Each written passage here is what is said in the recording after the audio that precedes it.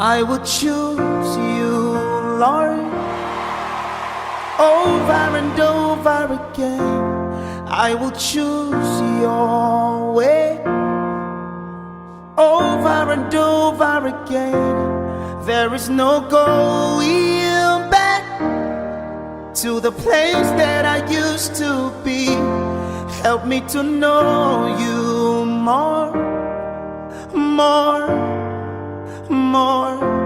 I would choose you, Lord, over and over again. I would choose your way, over and over again. There is no going back to the place that I used to be. Help me to know you more, more, more. Help me to seek you more, more, more. Lord, you got my heart. Oh yeah, yeah, yeah. Lord, you got my heart.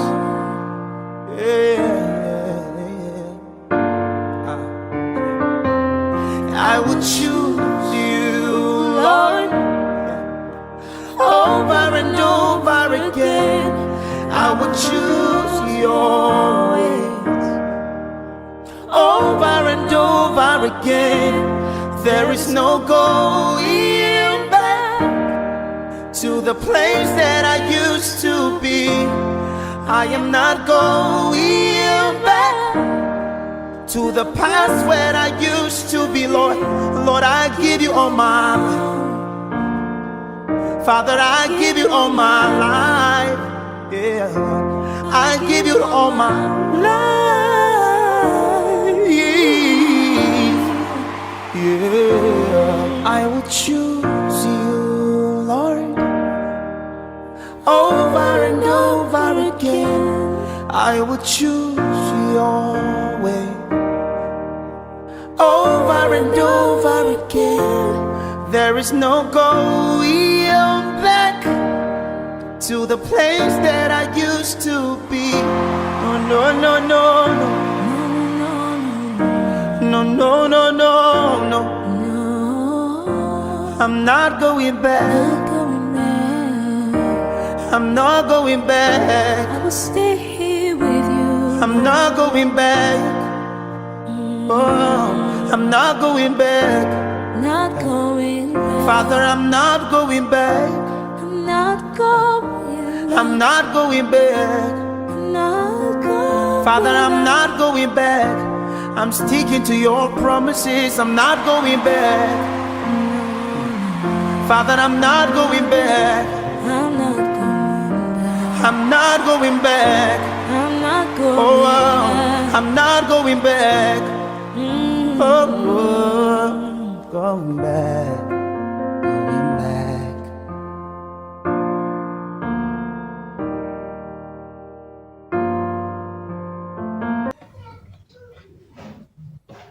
Mukama waffe yeebazibwe nnyo abooluganda.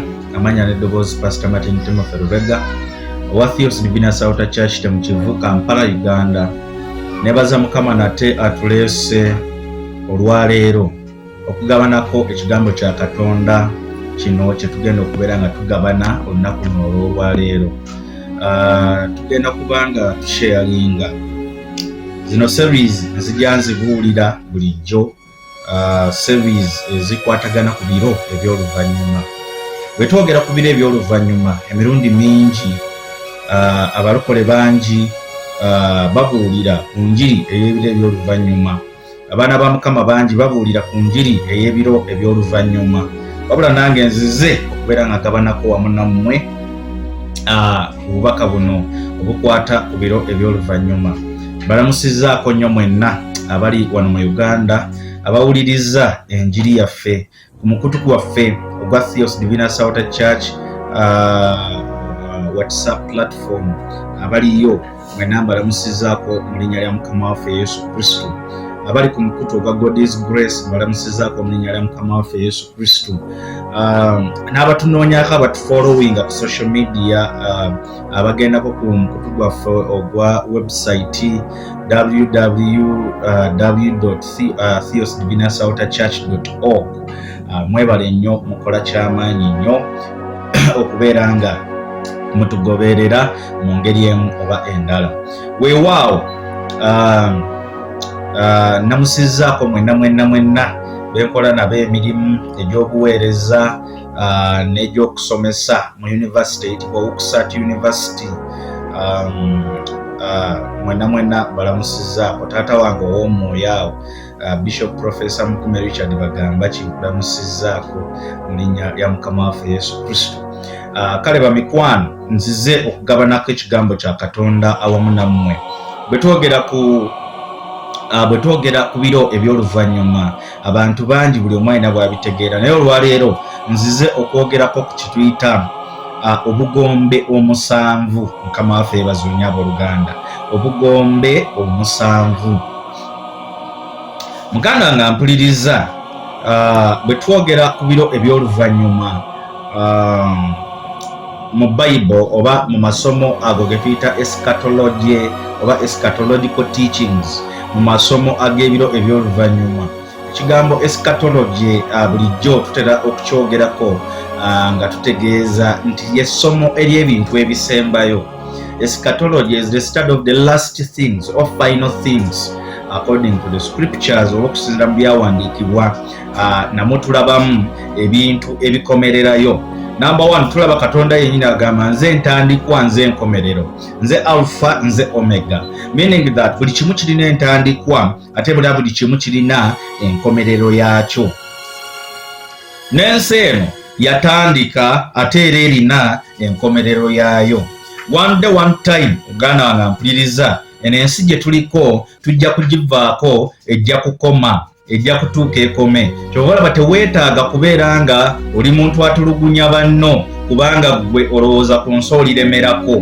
Muganda nga mpuliriza, ensi gye tutambuliramu ejja kutuuka ekome. Kano kalowoozo njagala okukayisaawo okukategeeza gwe wenna ayina obulyake mu ggwe, ayina omululu gw'ebibugagga mu ggwe, ayina omululu gw'ebintu mu ggwe, alowooza nti ettaka lyobba, ebyobugagga byobba, nti bibyo era bibyo byalubeerera. Byonna bikoma wano. Muganda nga mpuliriza, gwayisa obubi abantu, tolowooza nti okuyisa obubi abantu kyokola ekyo nti oli wa kitalo nnyo era gwe olibeera bwotyo paka. Mazima gali nti ne bw'olifanga oli mugagga, ne bw'olifanga oli wa bitiibwa nnyo, naye olina okukitegeera nti olunaku lumu oliyimirira mu maaso g'omutonzi, oyo yatutonda, oyo gye twava, n'owembalirira ku ebyo byonna by'ozze ng'okola mu nsi eno. Kale muganda nga mpuliriza, Bayibuli etulambika Katonda alina ebintu bye yeesigaliza ng'omuntu lw'anaafa, nti katutambule tutya, katukole tutya. Teri muntu amanyi ti ku lunaku bwe luti, mu nnaku z'omwezi bwe ziti ŋŋenda kufa. Teri amanya ddi lw'anaafa. Mukama waffe yeebazibwe nnyo abooluganda. Ebyo yabyesigaliza Mukama Katonda eyatonda eggulu n'ensi, nti naffe abaweereza ba Katonda oluusi Mukama bw'aba asiimye, waliwo abantu batubikkulirako nti weewaawo obundi ono ayinza obutawona. Tulina abantu betusabira, I'm telling the truth, tulina abantu betusabira nga balwadde bawone ne bawona, era Mukama n'atulaga nti bagenda kuwona. Naye mulimu n'abantu betusabira amazima, omwoyo wa Mukama mulinga akugamba nti ono omuntu mutwala, naye olunaku talukuwa. Kizibu okumanya nti ku lunaku bwe luti, mu ssaawa bwe ziti, nti omuntu ono Katonda amutwala. So kalenda y'obulamu bw'omuntu olunaku lwe gunaakoma, kalenda eyo Mukama agyesigaliza era yagyesigaliza. Tuli ku nsi kuno tutambula, tukola bye tukola, naye olunaku buli omu lw'anaazikira teri alumanyi. Olaba Bayibuli egamba leero obulokozi, enkya musango. Amakulu gaakyo gali nti leero lw'owulidde enjiri lusobola okuba nga lwe lunaku lwo lw'olina okulokoka, ng'enkya gwe musango gy'oli, olw'ensonga enkya oyinza obutabaawo. Mukama waffe yeebazibwe nnyo abooluganda. naye size balangirirako nti enkya temubeerewo, naye nzize kubusomesa buli budde obeere alert, obeere bulindaala. Bayibuli eri very clear, eyogera kagomba akalivuga mu biseera eby'oluvannyuma. Maganda nga mpuliriza, obugombe buli musanvu, naye eriyo akagombe akalivuga akakomererayo ku lunaku olw'enkomerero. Muganda nga mpuliriza, obugombe buli bungi nnyo, Bayibuli bweyogerako. Numubulizi w'enjiri ali eyo, naawe nsaba obutegeere bweyongera obutegeera ti obugombe buli bungi, akagombe tekali kamu. Waliyo akagombe akalivuga ak'okuzuukiza abafu bonna abaafiira mu Kristo Yesu Mukama waffe. Bayibuli nga bwetugamba nti balina omukisa abo abafu abafiira mu Kristo Yesu Mukama waffe. Ontegedde bulungi nnyo. So balina batya omukisa kubanga baba era tebafudde bufi, baba bawummudde buwummuzi, baba beebase bwebasi nga balinda olunaku lw'okuzuukusibwa era olw'okuzuukizibwa mu njogera endala. Mukama waffe yeebazibwe nnyo abooluganda. Nabagamba nti Mukama waffe Yesu Kristo naye yatulambika nti ensi eno ng'enaatera okutuuka ku nkomerero yaayo, atuwa buwi bubonero kwebyo ebinaabeerawo eno ensi nga enaatera okutuuka ku nkomerero yaayo. Kye yatuwa bwe bubonero, era obubonero tuzze nga tubusoma, mwabadde bangoberera ku platform zaffe, tuzze nga tubusoma, naye mbadde nga busomeseza mu audio. Leero eno ye video emu ku video zensoose okuleeta nga nsomesa ku End Times. Muganda nga mpuliriza, tuzze nga twogera ku End Times, ku biro eby'oluvannyuma. Era bwe twogera ku biro eby'oluvannyuma, twogera ku times oba ku biro ebisembayo ensi eryoke eggalewo, oba ensi eryoke etuuke ku kye tuyita enkomerero. Mukama waffe yeebazibwe nnyo abooluganda. Naye akamu ku kabonero akalindiddwa nga enkomerero tennaba kutuuka, akamu ku kabonero akalindiddwa ensi k'etunuulidde era ensi k'erindiridde, ke kabonero ak'okutwakulibwa kw'ekkanisa. Bayibuli eri very clear eyogera nti mu biro ebyo baliba babiri oba basatu baliba batambula, babiri nga batambula, omu n'atwalibwa omulala n'asigala. Bayibuli eyogera balibeera babiri mu kitanda, omu n'atwalibwa omulala n'asigala. Ekyo kye kiyitibwa rapture, amakulu gaakyo okwakulibwa oba okubuzibwawo oba okutwalibwa okw'omubiri gwa Kristo. Bwe njogera omubiri gwa Kristo njogera ku kkanisa. Ekkanisa kye ki? Ekkanisa nagibagambako dda, message eno nga siraba kusomesa ku trumpets, ngezaako kutemeratemera empenda. Bw'abadde tondaba, abadde tompuliriza, otegeera at least ofune ku kifaananyi eky'obubaka bwe tuzze nga tusharingako. Muganda nga mpuliriza, ekkanisa gwe mubiri gwa Kristo, gwe bantu abo abakkiriza Kristo Yesu okubeera omulokozi waabwe, be bantu abo abamukkiririza ddala nga Bayibuli bwerambika. Mukama waffe yeebazibwe nnyo abooluganda. Mulimu abantu abalowooza nti bakkiriza Kristo Yesu naye ng'akyamazima kiri nti tebamukkiriza ngako. Kanywemu ku lwekyo. Muganda nga mpuliriza, okukkiriza Kristo Yesu nja kunsonyiwamu obulago bwange bunkolokootamu katini, nja kuba nga nkololamuko. Okukkiriza Kristo Yesu si kukkiriza bukkiriza ng'omuntu bw'abeerawo naga nzikiriza Yesu. Okukkiriza Kristo Yesu, Bayibuli egamba nti okukkiriza okutaliiko bikolwa kubeera kufu. Kale muganda nga mpuliriza, okukkiriza Kristo Yesu alina kyatudimandinga nga first action eya salvation. Omuntu bw'akkiriza Kristo Yesu okuba omulokozi we, Bayibuli eri very clear atulambika mu Matayo 28, atulambika bulungi nnyo n'agamba nti mugende mubuulire enjiri eri ebitonde byonna nga mubabatiza okuyingira mu linnya lya Kitaffe n'Omwana n'Omwoyo Omutukuvu. Kati muganda nga mpuliriza, omuntu bw'olokoka bw'okkiriza Kristo Yesu okuba omulokozi wo, olina okubatizibwa. Mukama waffe yeebazibwe nnyo abooluganda. Era omuntu yenna akkiriza Kristo Yesu okuba omulokozi we abatizibwa, ayingira mu lugendo lw'obulokozi luno n'okubatizibwa, okunnyikibwa. Bayibuli eri very clear egamba mu Yokaana 3 okujjako omuntu ng'azaaliddwa omwoyo n'amazzi tayinza kulaba bwakabaka bwa Katonda. Omuntu ng'azaaliddwa omwoyo n'amazzi tayinza kulaba bwakabaka bwa Katonda. Verily, verily, I say unto you, except one is born of water and the spirit, he cannot see the kingdom of God. There is a point of exception. Wawo point eyakakwakulizo okujjako kama yebazwe nyabo Luganda okujjako omuntu ng'azaalidwa omulundi ogwokubiri tayinza kulaba bwakabaka bwa Katonda.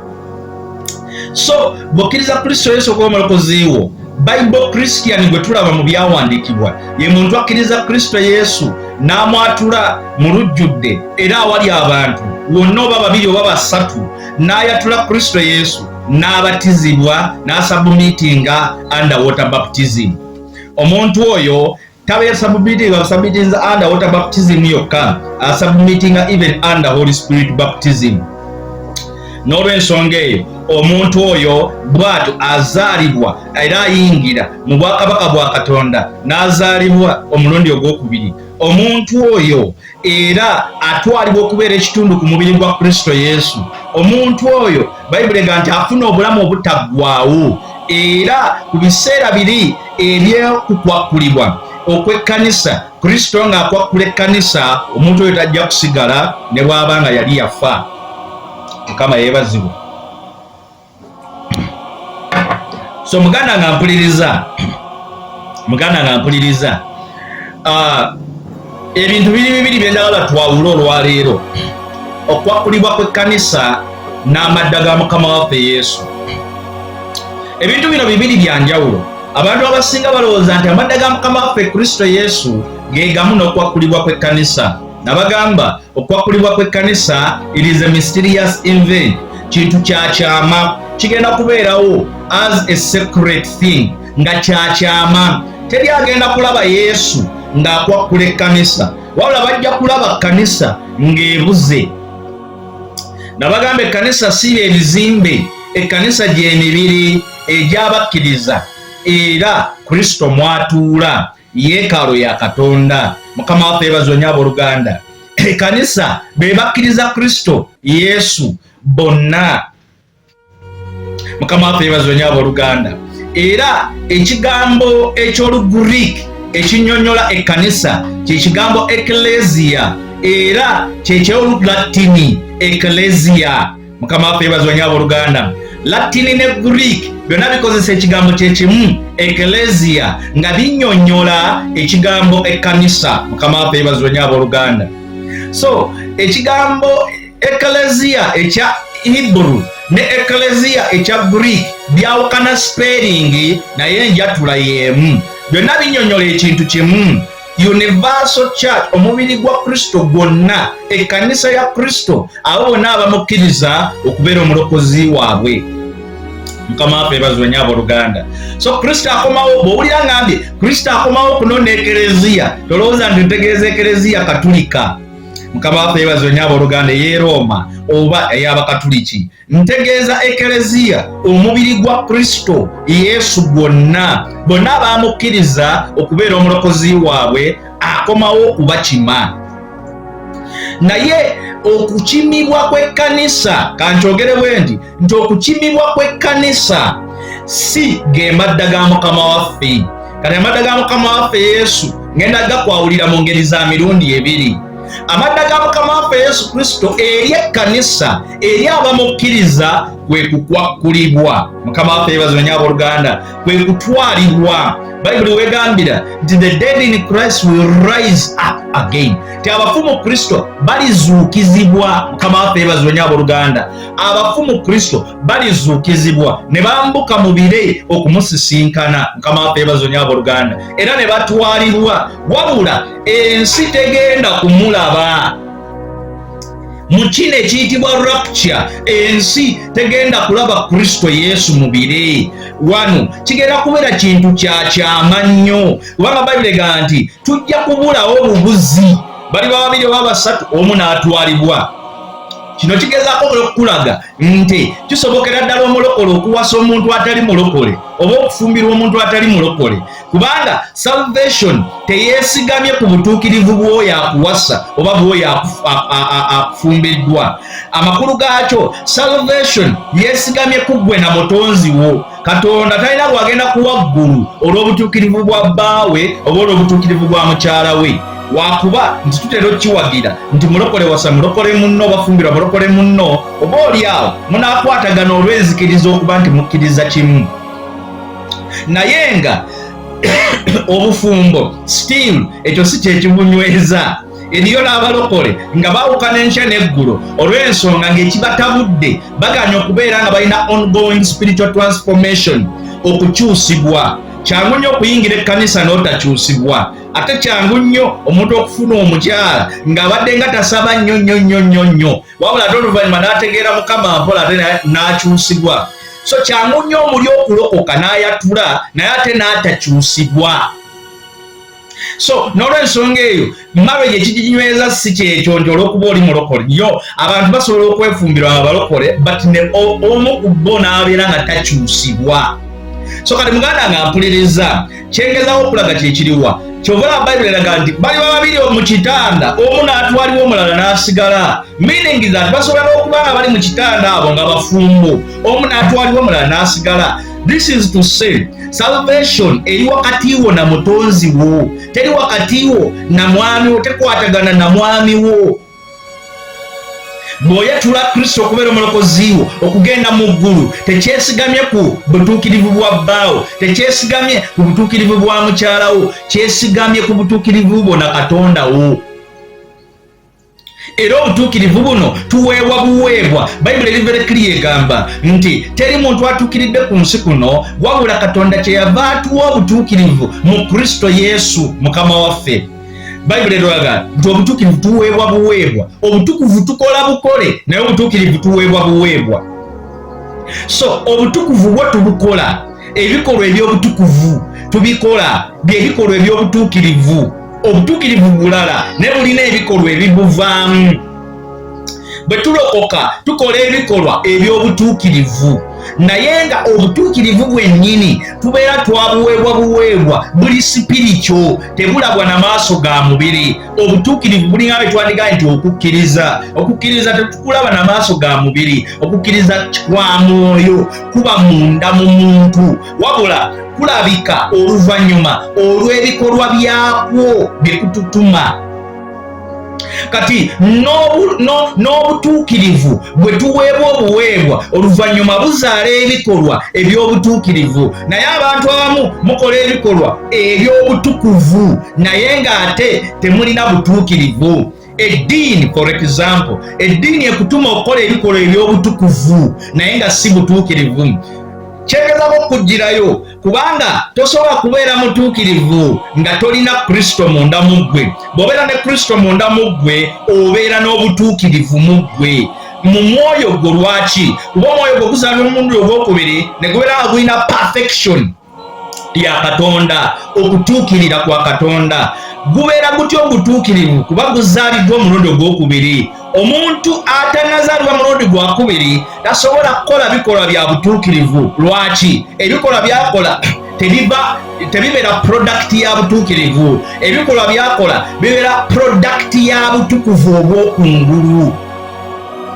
Mukama waffe yeebazibwe nnyo abooluganda, mugezaako okunfuna. Ebikolwa omuntu byakola ebirungi nga tazaaliddwa mulundi gwakubiri bibeera tebifubutuka munda mu muntu we wa munda, kubanga bibeera omuntu we ow'omunda si mutuukirivu. Lwaki? Tanazaalibwa mulundi gwakubiri. Omuntu azaaliddwa omulundi ogwokubiri ow'omunda ye muntu abeera omutuukirivu. Kale nno n'ebikolwa bino ebyokungulu byakola ebirungi bibeera bikolwa bya butuukirivu, naye nga bwo obutuukirivu bwennyini naye tasobola bukola n'abumalayo. Lwaki? Butegeeza perfection. 100% perfect nga bukyolokoka toddangamu kusobya toddangamu kulowooza bubi toddangamu kukola nsobi n'emu. Muganda nga mpuliriza bwe tulokoka tuzaalibwa omulundi ogwokubiri, the man on the inside, omuntu ow'omunda azaalibwa omulundi ogwokubiri, but the man on the outside, omuntu ow'okungulu osigala okyamulina, the Adamic man, the flesh, this flesh, omubiri guno kyova olaba gulina olunaku lw'okufa guddeyo mu ttaka. Ne bw'onaaba tofudde gulina olunaku lw'ofuusibwa. Singa Kristo alikusanga oli mulamu, singa Kristo alisanga Martin nga mulamu, kitegeeza alifuusibwa n'ayambala omubiri ogutafa. Guno guli cast to die, guli cast to go back in the dust, guli cast bwe gutyo. So tulina okwambala a new body. So the Adamic sin is still present in the flesh. Tukikomerera buli lunaku ekibi kya Adamu. Pawulo kyava agamba nti bwe ndowooza okukola obulungi munze gwe mwoyo gwange, maliriza ate nkoze bubi munze gwe mubiri gwange. Kubanga munze bwe njagala okukola obulungi nga gwe mwoyo, ate munze njagala kukola bubi nga gwe mubiri. Agezako okwawulira ba two personalities. Man is one, but this flesh omubiri guneeno gwasigalamu the powers of sin, era guwangu tugukomerera every day na kigambo kya Katonda every day. Kyova olaba gwegomba, tebakulimba nti oli bwalokoka taddamu kwegomba, tebakulimba nti oli bwalokoka nga badde mukazi oba musajja taddamu kwegomba, taddamu kukola bintu, taddamu kulowooza bintu bikyamu, kukola bintu bikyamu. Mind ey'omubiri eno emusindika obikola, naye ekimuleetera okubiwangula ye mwoyo wa Katonda oli atudde mu ye, oyo yamuweesa obutuukirivu, Katonda eyatuweesa obutuukirivu. Muganda nga mpuliriza, the Church of Jesus Christ, ekkanisa ya Kristo Yesu, be ba body of believers abaazaalibwa omulundi ogwokubiri. Abasigadde b'owulira abagamba they are Bible Christians, they are just world Christians. Ensi erina aba Christians ab'ensi, ensi erina aba Christians abaayo be batazaalibwa omulundi gwakubiri, be batanyikibwa mu mazzi amangi, be batanyikibwa mu Mwoyo Omutukuvu. Mukama waffe yeebazibwe nnyo abooluganda, teyanyikibwa mu mazzi mangi, teyanyikibwa mu Mwoyo Omutukuvu. Mukama waffe yeebazibwe nnyo abooluganda. Hallelujah. So some believers, they are just world believers, religious Christians. Religious Christians, bano ba religious believers batandikibwawo bakabaka, batandikibwawo bintu birala, bali mu bintu birala nnyo. They do not follow the Bible. They reject its power. They reject its authority. They hold it, yes, but they reject its authority. For example, Bible tugamba mubatizenga munyikenga. For them ne baga tetujja kunyika. Ekyo kyengezako kugamba nti those are worldly Christians, but not the biblical Christians. Biblical Christians, they follow the scriptures, they follow the teaching of the Bible, they follow the doctrine of the Bible. Bagoberera enjigiriza ya Bible. Ne mulituusaawo abantu mmwe okuleka amazima nga weegali, mulituusaawo abantu mmwe obutagoberera amazima nga mugamanyi. Muganda nga mpuliriza, kansuubira ontegedde bulungi nnyo. So the rapture is the event which is mysterious, egy'okubeerawo nga ensi enaatera okuloza ku biro eby'enkomerero n'okuyigganyizibwa okw'omutawaana. Muganda nga mpuliriza, rapture nga bwe tugyetegekera fe abakkiriza Kristo Yesu tulina kweyongerera kukolerera mpeera, wabula atannaba kumukkiriza olina kusalawo mangu otere okukkiriza Kristo Yesu okubeera mulokozi wo. Akagombe bwe kalivuga abafumu Kristo bonna balizuukira. Mukama waffe yeebazibwe nnyo abooluganda. Naye nina message gyezizensomesaako ye bubonero omusanvu, the 7 seals, obubonero omusanvu Mukama obwo bwe yabembula bwe tulaba mu byawandiikibwa. Bayibuli very clear tulaga nga bwe tuzenga tusoma ku bubonero buno omusanvu. Mukama waffe yeebazibwe nnyo abooluganda. Twasoma ku bubonero buno omusanvu era ne twogera ku bubonero buno nga busangibwa ku kitabo. Mu ssomo lyo lyenzensomesa nzizenga ndibalaga kuba twabusomako mu Revelation mu kitabo eky'okubikkulirwa, era obubonero buno omusanvu butudde ku kitabo ekiri mu ggulu. Ekitabo kino kya muzingo. Mukama waffe yeebazibwe nnyo abooluganda. Omuzingo guno gulimu pulaani ya Katonda ey'okulamula kwa Katonda wagenda okulamuliramu ensi eno mu biro eby'oluvannyuma. Muganda nga mpuliriza, rapture bw'eneggwa, the world will continue. Ensi ejja genda mu maaso nga bw'etero kibagamba. Abantu bajja sigala egenda mu maaso, abakulembeze bajja sigala bagenda mu maaso, amawanga ag'enjawulo gajja kusigala gakyatambuza sisitimu zaago, naye waliwo ebijja okukyukamu. Mukama waffe yeebazibwe nnyo abooluganda. Ebijja okukyukamu bye bino wammanga. Waliwo obubonero obugenda okubembulirwa, Mukama waffe yeebazibwe nnyo abooluganda, eri abaana abasigadde emabega be tuyita aba left behind people, abantu abalala abasigalidde emabega. Everyone buli yayatula Yesu Kristo nti ye Mukama ajja kwakkulibwa, ajja kutwalibwa, ajja kuzuukizibwa. Mukama waffe yeebazibwe nnyo abooluganda. Some people balina wrong theology about the resurrection. Resurrection, ba believers be bajja osooka okuzuukira batwalibwe in the rapture. Mukama waffe yeebazibwe nnyo abooluganda. Then wajja kubeera n'okuzuukira okwokubiri. Okuzuukira okwokubiri kuno kugenda kubeerawa? Kujja kubeerawo after the tribulation period. Nga akaseera ka tribulation ak'okuyiganyizibwa nga konna kawedde. Mukama waffe yeebazibwe nnyo abooluganda. Wajja kubaawo second resurrection. Eno egenda kubeera nga kwe kuzuukira kw'abafu bonna. Mukama waffe yeebazibwe nnyo abooluganda. Abafu bonna n'abataalokoka, all of them they will have to rise up again. Bonna bajja kuba balina okuzuukira. Abo bagenda kuzuukira mu kagombe ki? Akagombe akanaavuga nga Kristo akomawo ensi yonna emulabe. Yesu Kristo alina okudda ensi yonna emulabe. Bayibuli waliwo egambira ti buli liiso lirimulaba n'abo abaamufumita. Mukama waffe yeebazibwe nnyo abooluganda. Ago ge madda ge. Hallelujah. That is the second coming of Jesus Christ. So the second coming of Jesus Christ ya mirundi ebiri. Esooka yaba believers watukima mysteriously. But to the world, ekiyitibwa second coming, kwe kudda kwe ku nsi nga buli liiso limulaba mu bbanga mu bire. Mukama waffe yeebazibwe nnyo abooluganda. And in that second coming, he's coming with the church, he's coming with the saints, he's coming with the believers and a multitude of angels. Hallelujah. Ajja wamu n'abaana abazuukira edda, ajja wamu n'abamalayika bonna in the second coming to take away, to judge the world, okusalira ensi omusango. Wali Bayibuli betulaga the dead in Christ will rise.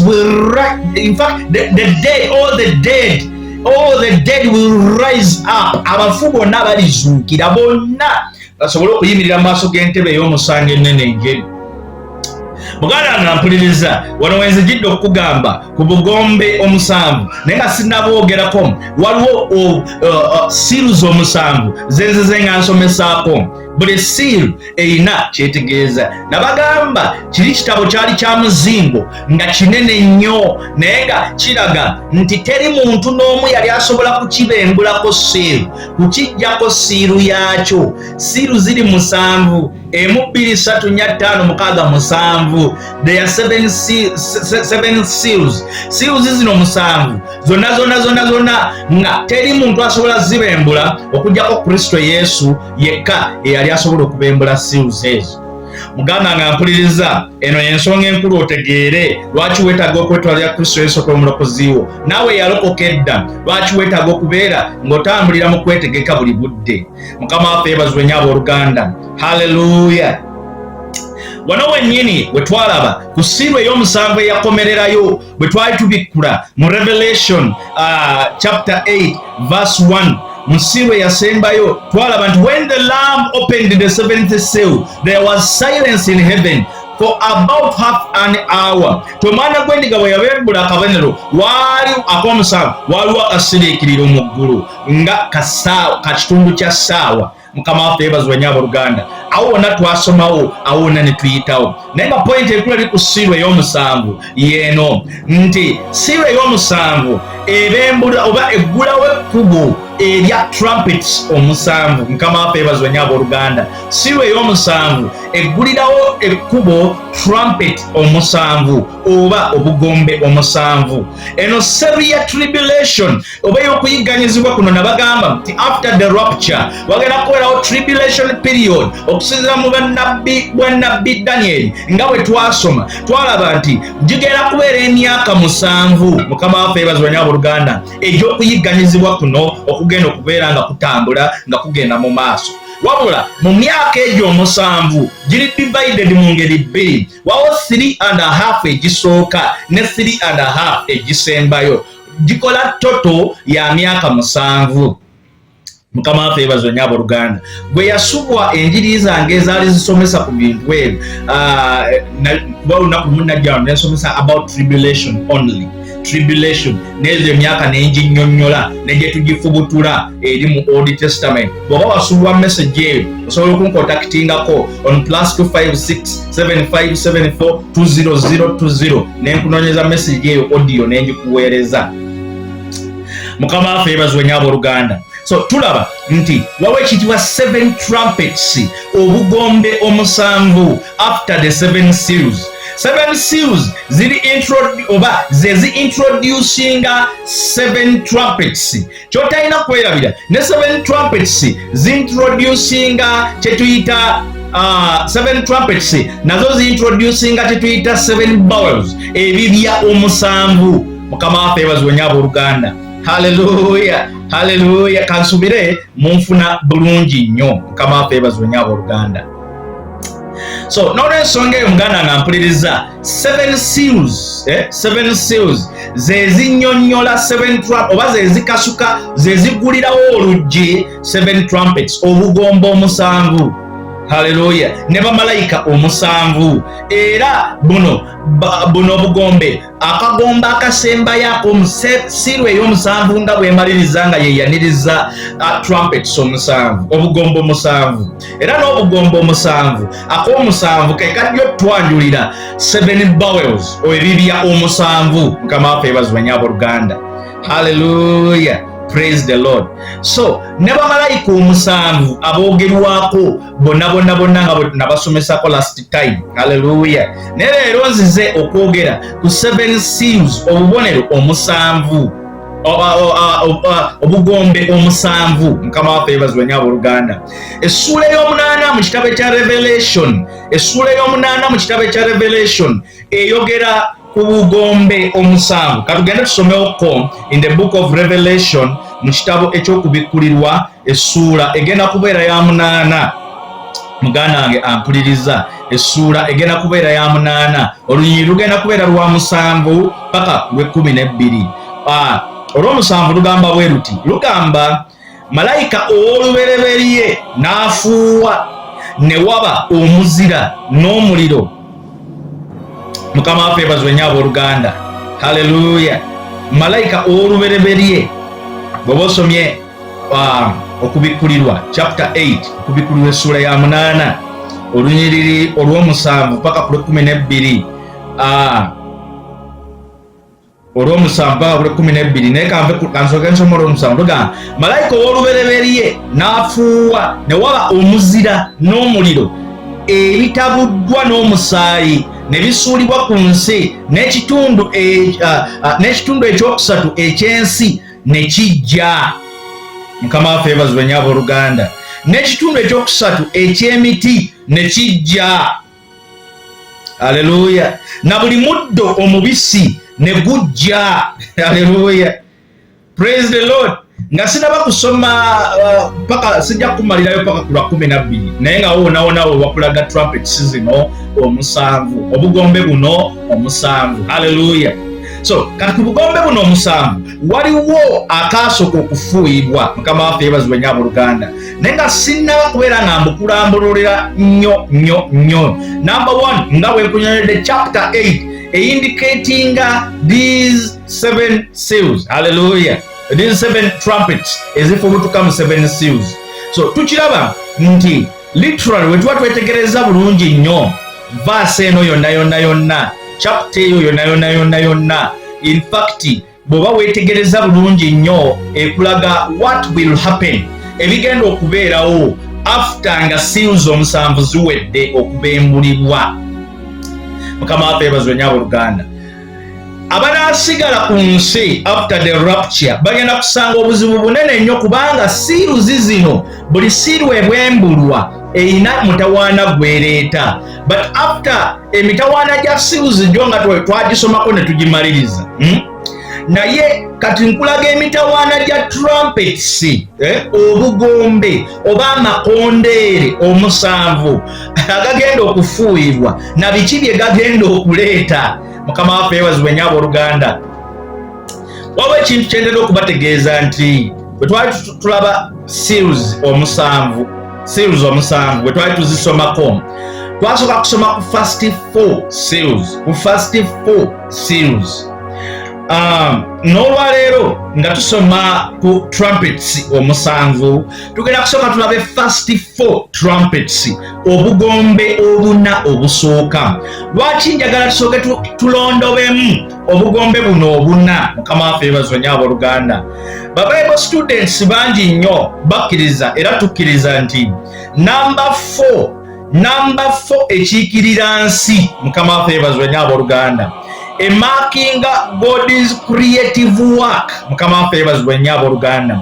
Number 4 oba namba eyokuna ekiikirira ekiikirira the world oba the universe, ekiikirira ensi. Mukama waffe yeebazibwe nnyo abooluganda. In other words, kiringana bwe twandigambe nti it is the signature of the world.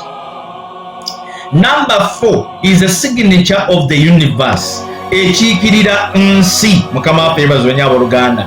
Lwaki tusobola okutunuulira bino ebintu wammanga? Ku lunaku olwokuna Katonda lwe yamaliriza okutonda ebintu byonna ebyensi. Mukama waffe yeebazibwe nnyo abooluganda. Ebintu byonna ebyensi, genda osome Genesis chapter 1 verse 14 to 19.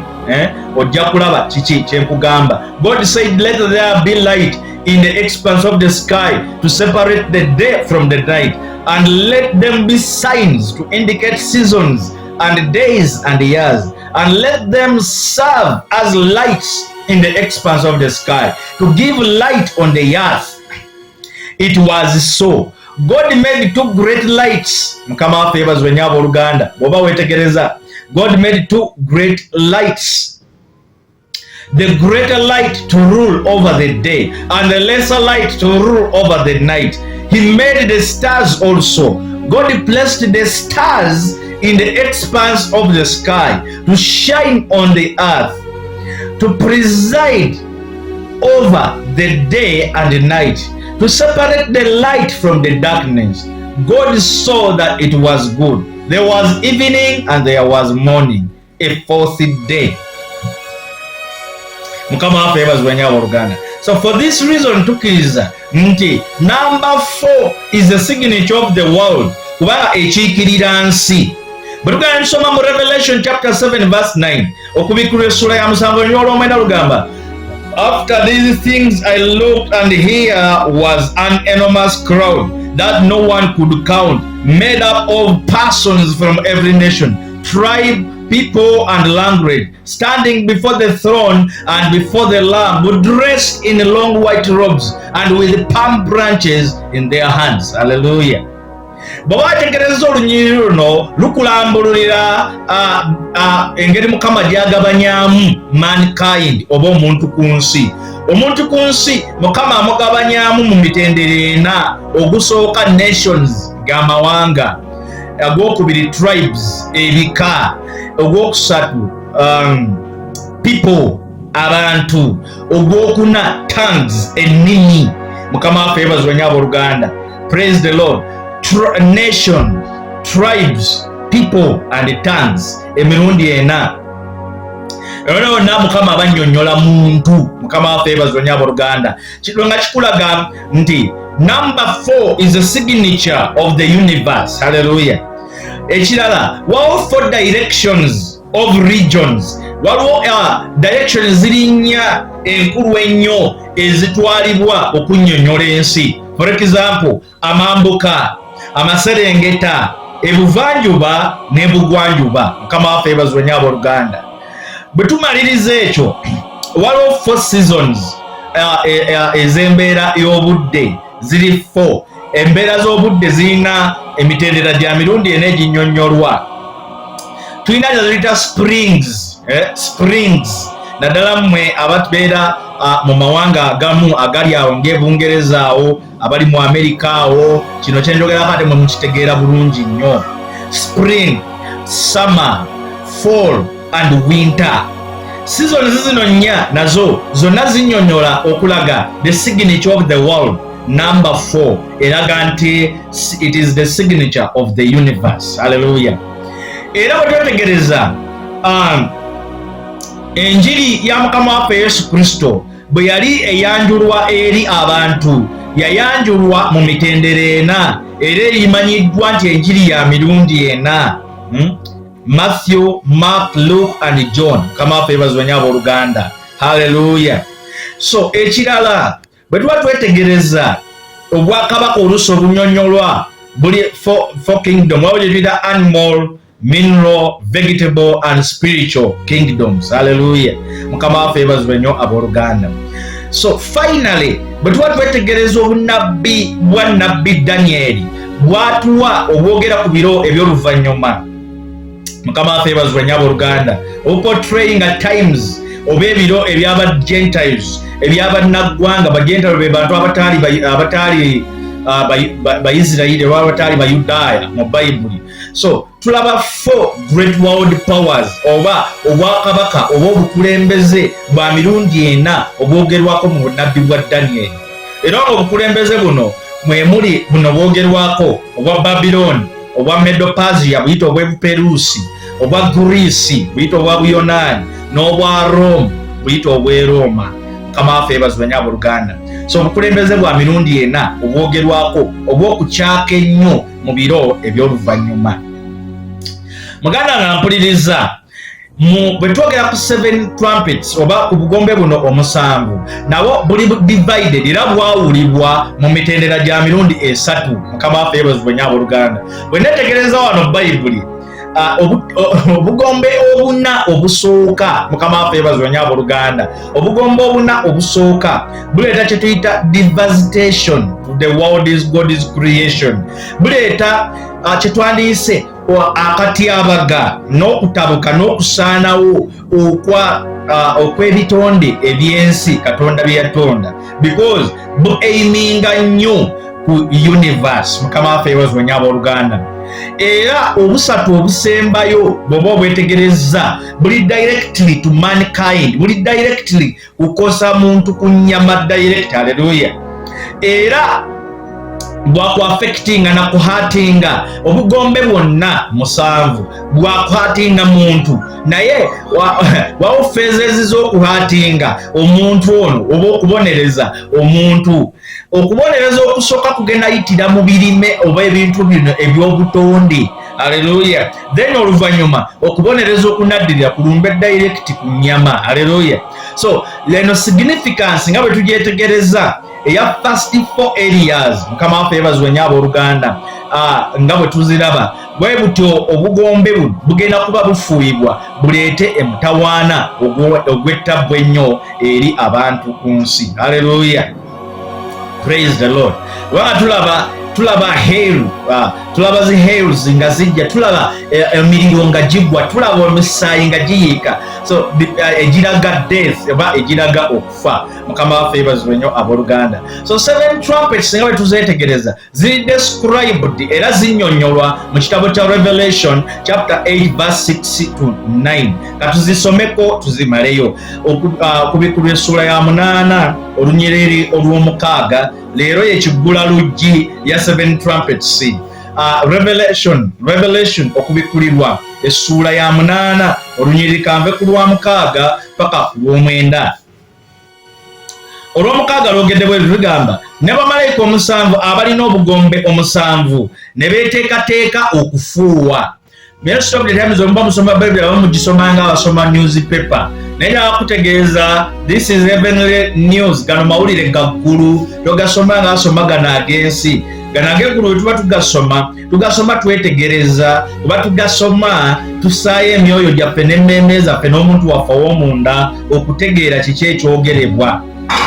So mu kubikula essula y'omunaana olunya olw'omukaaga paka ku lw'omwenda lwogera bwe luti nti ne bamalayika omusanvu abaalina obugombe omusanvu ne beeteekateeka okufuuwa. Olunya olw'omusanvu lugamba malayika ow'olubereberye n'afuuwa, ne waba omuzira n'omuliro ebitabuddwa n'omusaayi ne bisuulibwa ku nsi. Oh my God, ne bisuulibwa ku nsi. Olunyiri lweyongera ne luga nti n'ekitundu ekyokusatu eky'ensi ne kijja, n'ekitundu ekyokusatu eky'emiti ne kijja, na buli muddo omubisi ne gujja. Olunyiri olw'omunaana lugamba malayika ow'okubiri n'afuuwa ng'olusozi olunene olwaka omuliro ne lusuulibwa mu nnyanja, n'ekitundu ekyokusatu ekyennyanja ne kifuuka musaayi. Oh my God. Olunya olw'omwenda lugamba ne bifa ekitundu ekyokusatu eky'ebitonde eby'omu nnyanja ebiramu, n'ekitundu ekyokusatu eky'ebyombo ne kizikirira. Olunya olw'ekumi lwogera ne lugamba nti malayika ow'okusatu n'afuuwa. Mukama waffe yeebazibwe nnyo abooluganda. Malayika ow'okusatu n'afuuwa emunyeenye ennene n'eva mu ggulu n'egwa ng'eyaka ng'omumuli, n'egwa ku kitundu ekyokusatu eky'emigga ne ku nzizi z'amazzi. Oh my God, Mukama waffe yeebazibwe nnyo abooluganda. Olunya olw'ekumi n'olumu lugamba n'erinnya ly'emunyeenye liyitibwa abusiiso, n'ekitundu ekyokusatu eky'amazzi ne kifuuka abusiiso, n'abantu bangi ne bafa olw'amazzi kubanga gaakaayizibwa. Oh my God. Olunya olw'ekumi n'olwebiri lugamba malayika ow'okuna n'afuuwa. Wano n'abafuuwa makondeere, malayika ow'okuna n'afuuwa, n'ekitundu ekyokusatu eky'enjuba ne kikubibwa, n'ekitundu ekyokusatu eky'omwezi, n'ekitundu ekyokusatu eky'emmunyeenye, ekitundu ekyokusatu ekyabyo kiryoke kizikizibwe, n'omusana guleme okwaka ekitundu kyagwo ekyokusatu, n'ekiro bwe kityo. Mukama waffe yeebazibwe nnyo abooluganda. Hallelujah. Praise the Lord. Wona twogera ku trumpets zino omusanvu. Olunya olw'ekumi n'esatu lugamba n'endaba n'empulira empungu emu ng'ebuuka wakati w'eggulu ng'eyogera n'eddoboozi ddene nti zibasanze, zibasanze, zibasanze abatuula ku nsi olw'amaloboozi agasigaddeyo ag'akagombe k'abamalayika abasatu abagenda okufuuwa. Mukama waffe yeebazibwe nnyo abooluganda. Empungu eno nga bwe tugenda mu maaso nayo nja gikusomesaako nkitegeera ekiikirira ki. Mukama waffe yeebazibwe nnyo abooluganda. So 7 trumpets zino obugombe omusanvu buno ye content eya 7 seal judgments, ye content ey'okulamula kw'obubonero omusanvu. In that tulaba nti 7th seal, akabonero ak'omusanvu ke kanjula bamalayika bano omusanvu abafuuwa obugombe omusanvu buno bwe tusomyeko. N'olw'ensonga eyo enkulamula kuno okw'obugombe omusanvu, Mukama waffe yeebazibwe nnyo abooluganda, kugenda kutekinga place, kujja kubeerawo mu period ey'okuyigganyizibwa gye tuyita tribulation period. Mukama waffe yeebazibwe nnyo abooluganda. Bwe twetegereza akabonero akasooka, malayika asooka ow'olubereberye bwe yafuuwa, the world experiences hail and fire mixed with blood. bwe tutali ne tusoma Revelation chapter 8 bw'ozeeyo n'osoma okubikkula essula ya 8 olunywa olw'omusanvu. Haleluya. Olunywa olw'omusanvu lwogera lutya? Lwogera bwe luti lugamba ti malayika ow'olubereberye n'afuuwa ne waba omuzira n'omuliro eritabuddwa n'omusaayi ne bisuulibwa ku nsi, n'ekitundu ekyokusatu eky'ensi ne kijja, n'ekitundu ekyokusatu eky'emiti ne kijja, na buli muddo omubisi ne gujja. Mukama waffe yeebazibwe nnyo abooluganda. Take some time and think about it. Twalayo akadde okirowoozeeko, kino Bayibuli kyeyogerako. Mukama waffe yeebazibwe nnyo abooluganda. Haleluya. Ey'Oluzungu egamba the first angel blew his trumpet, and there followed hail and fire mixed with blood, and these were thrown upon the earth. Oh, and the third of the earth was burned up, and the third of the trees were burned up, and all green grass was burned up. Oh my God. Kimu kyakusatu eky'emiti gy'ensi byonna byayokebwa. Mukama waffe yeebazibwe nnyo abooluganda. Haleluya. Emiddo gyayokebwa. Emiddo jjukira muno mwe muli n'emmere, mulimu enva mulimu enva nga muddo nga doodo n'ebiringa ebyo. Haleluya. Byayokebwa. Emiddo gyayokebwa.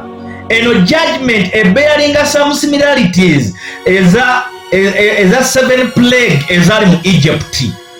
Judgment eno erina byefaanaganya. Okulamula kuno kulina kikufaanaganya ng'emirundi mingi bwentera okugamba abantu nti Bible oba Bible Old Testament section of the Bible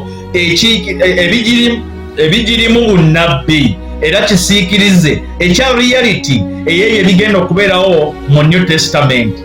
Ebimu ku byo byatuukirira dda, obunnabbi obuli mu Old Testament obumu bwatuukirira dda, naye obunnabbi obumu tebunnaba kutuukirira.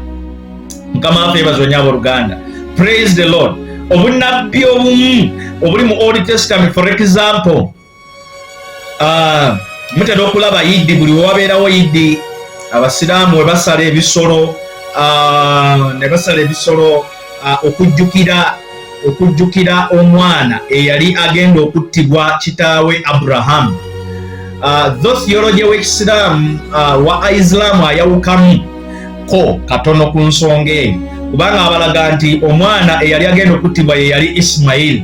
Naye theology waffe ow'ekikristaayo era ow'ekirokole mu Bayibuli tukimanyi bulungi nti omwana eyali agenda okuttibwa ye Isaac, naye theology w'Abayisiraamu yabagamba yali Ismail. Naye tukimanyi bulungi nnyo nti according to the Bible yali Isaac. Haleluya. So n'olw'ensonga eyo Bible tulaga nti Katonda yataasa Isaac. Mu kifo kya Isaac okuttibwa, Katonda awa Ibrahimu ram, omwana gw'endiga, gufe mu kifo kya Isaac. Haleluya. Era omwana gw'endiga ogwo gwafa mu kifo kya Isaac. Isaac Katonda yali amusabye kitaawe Ibrahimu, because Ibrahimu yajja, Mukama yajja eri Ibrahimu n'amugamba nti mpa omwana wo Isaaka, mumpe omwana ow'ekisuubizo gwe njagala. Ne Bible very clear tulaga nti Katonda bw'amugamba ekyo, intention ya Katonda teyali nti Katonda yali ayagala Ibrahimu atte oba asaddaako omwana we. Katonda yali agezesa kukkiriza kwa Ibrahimu, wabula ne Ibrahimu yaye on the other way round yali agezesa Katonda we, alabe Katonda we Katonda asuubiza n'atatuukiriza. Kuba Katonda yali yamusuubiza ti oyo omwana yanaabeera omusikaawe, yali yasuubiza dda amutaddeko omukisa gwe omusikaawe Isaaka.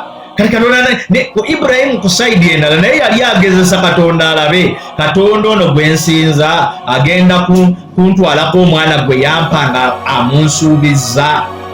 Mukama waffe yeebazibwe nnyo abooluganda. So yali ayagala alabe oba Katonda amenya ekigambo kye, ne Katonda tamenya kigambo kye. Kati mu ngeri za mirundi ebiri omuntu yenna kasobola okutesitinga Katonda, muntu atambulira mu kukkiriza.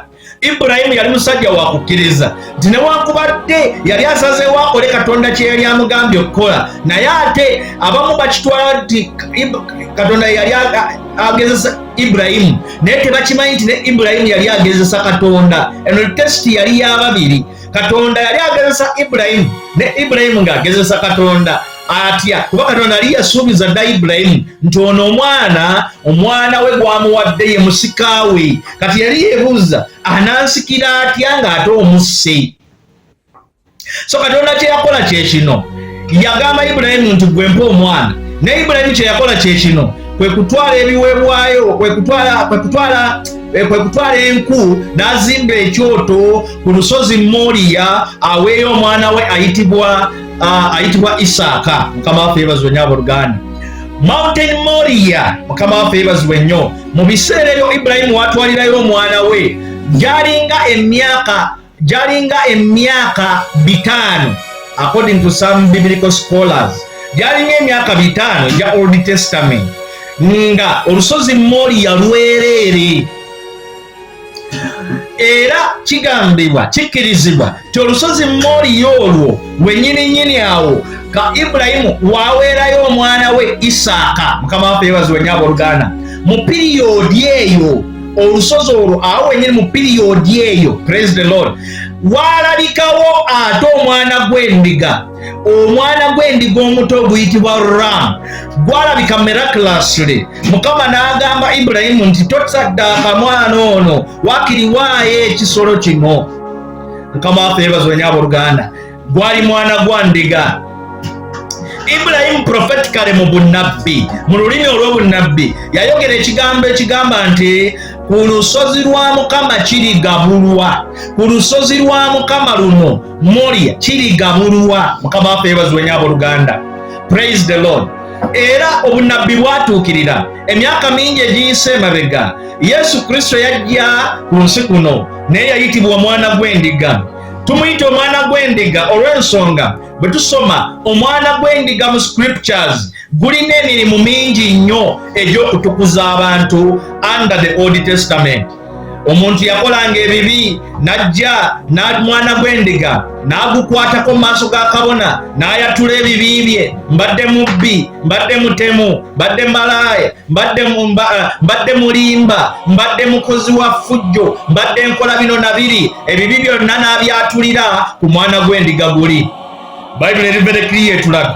Awo kabona n'alyoka assa akambe ku mwana gw'endiga n'agusala. Lwaki? Bayibuli egamba empeera y'ekibi kufa. Kale omwana gw'endiga gwafiiririranga omuntu ne gubikka ku bibi bye. Mukama waffe yeebazibwe nnyo abooluganda. Gwabikkanga ku bibi by'omwana w'omuntu, kubanga omuntu ebibi bye byali ng'empeera yabyo kufa, ng'omuntu alina kufa. Mukama waffe yeebazibwe nnyo abooluganda. Era bwe baakwatiranga mu kibi mu ndagaano enkadde, ebiseera ebisinga yattibwanga, yasitooningibwanga, yakubibwanga amayinja paka kufa. Mukama waffe yeebazibwe nnyo abooluganda. Waliwo ennyonyo ezijjidde okugamba nti omwana gw'endiga gwalina role ey'okutaasa omuntu. Nti omuntu bwe yakolanga ebikyamu yaleetanga ekisolo kino ewa kabona n'akikwatako n'ayatula ebibi, kabona n'akifulumya ebweru w'olusiisira ne bakyokya ne bakisuula. Omusaayi guli ne gulembekebwa ne gusiigibwa ku muntu ono, ne gusiigibwa ku kyoto, ne gusiigibwa wa, olw'ensonga ti omuntu yalina okutaasibwa ekibi. Mukama waffe yeebazibwe nnyo abooluganda. Naye Bayibuli very clear etulaga nti omuntu yajjanga n'omwana gw'endiga ogwo omulundi gumu mu mwaka nga baleeta ebimu eby'ekkumi n'ebiweebwayo mu maaso ga kabona. Lwaki? Olw'ensonga nti bawangayo ebimu eby'ekkumi n'ebiweebwayo omulundi gumu mu mwaka. Olw'ensonga nti ebiseera ebyo ennyingiza, ate nga tayisi, omuntu okuwa tayisi omuntu alina kubanga agiwa ku nnyingizaayo. Ennyingiza y'ebiseera ebyo omuntu yalinga alina balinga nnyo balimi okusinga era nga balunzi. Kale ng'ente weeneezaalira, ente ze 10 we zinaazaalira gwe mwaka mulamba. Tobola bajjanga ewa kabona okwenenya ebibi omulundi gumu mu mwaka. Baleetanga n'ebimu eby'ekkumi, awo we baleeteranga n'ebisolo byabwe eby'okwenenya. Mukama waffe yeebazibwe nnyo abooluganda. embuzi n'omwana gw'endiga byakozesebwanga nnyo. Mukama waffe yeebazibwe nnyo abooluganda. Yesu Kristo kyava ayitibwa omwana gw'endiga nti obunnabbi buno bwatuukirizibwa emyaka mingi nnyo emabega, nti wali ku lusozi lwa Katonda nabbi Abraham wayogerera n'agamba nti olusozi lwa Katonda luno kirigabulwa, ku lusozi lwa Katonda luno kirigabulwa. Mukama waffe yeebazibwe nnyo abooluganda. Haleluya. Ku lusozi lwennyini olwo emyaka 21 egiyise emabega baganda bampuliriza, awo wennyini ku lusozi olwo kati nga wafuuka Gologosa. Mukama waffe yeebazibwe nnyo abooluganda. Ku lusozi Moriya we waazimbibwa ekibuga Yerusaalemi, era ku nkingizi z'olusozi we waali ekifo ekyali kiyitibwa Gologotha oba Gologosa oba Gologota okusinziira mu lulimi Olwaramayiki. Mukama waffe yeebazibwe nnyo abooluganda. Era ng'ekyo olusozi olwo lwennyini olwo oluyitibwa Gologosa oba Gologota lwazuulibwa nga luli ku lusozi edda olwayitibwanga Mountain Moriya, era ku Mountain Moriya kwe kwazimbibwa ne yeekaalu. Wansi wa lusozi olwo ku nkingizi zaalwo we waazimbibwa ne yeekaalu ya Katonda ey'e Yerusaalemi, era eyazimbibwa leero Abayisirayiri gye bakaayanira okulaba ng'eddawo. Kati ku lusozi olwo lwennyini ky'olina okumanya nti we wali n'omuzikiti omunene ogw'Abayisiraamu abajja ne bawamba Abayudaaya mu myaka egiyise emabega. Olwaleero Isirayiri esinga kufugibwa Buyisiraamu, ndowooza mwenna mukimanyi.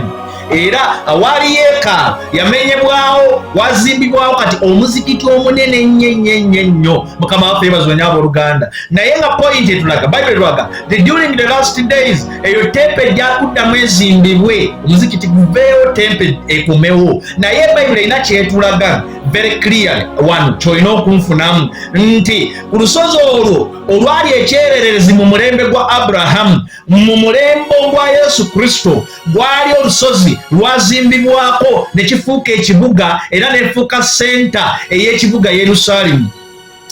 Mukama waffe yeebazibwe nnyo abooluganda. Ku lusozi lwennyini olwo Moriya Yesu Kristo we yakomererwa n'attibwa awo ku kasozi akaali katuumiddwa Gologosa. Mukama waffe yeebazibwe nnyo abooluganda. Praise the Lord. Obunabbi ne butuukirira kiri nabbi Ibulayimu kye yalagula n'agamba nti ku lusozi lwa Mukama luno kirigabulwa. Bw'atyo Kristo Yesu bwe yattibwawo n'agabulwa ku lusozi olwo bwe waali wayise emyaka nga 25 eya Old Testament.